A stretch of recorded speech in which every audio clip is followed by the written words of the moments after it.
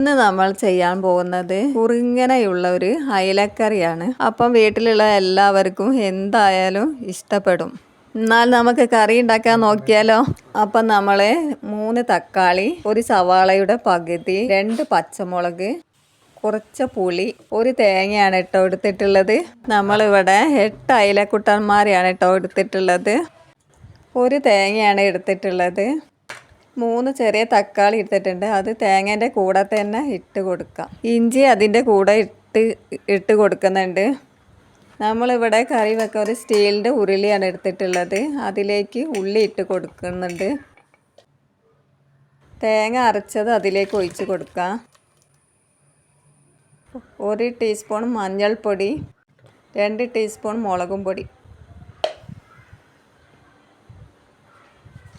കുറച്ച് പുളിവെള്ളം ഒഴിച്ച് കൊടുക്കുന്നുണ്ട്. നന്നായിട്ടൊന്ന് ഇളക്കി കൊടുക്കണം. കുറച്ചും കൂടെ വെള്ളം ഒഴിച്ച് കൊടുക്കാം.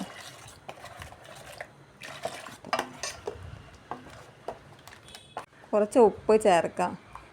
കുറച്ച് കറിവേപ്പില ഇട്ട് കൊടുക്കുന്നുണ്ട്. ഇനി ഗ്യാസ് കത്തിച്ച് അതിലോട്ട് വെച്ച് കൊടുക്കുന്നുണ്ട്. കറി നന്നായിട്ട് തിളച്ച് വന്നിട്ടുണ്ട്. അയില അതിലേക്ക് ഇട്ട് കൊടുക്കുക.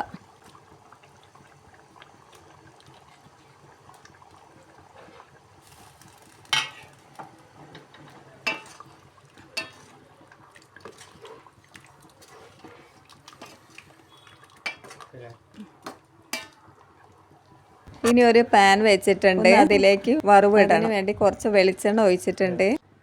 കുറച്ച് ഉലുവ, കടുക്, കുറച്ച് കറിവേപ്പില, കുറച്ച് സവാള.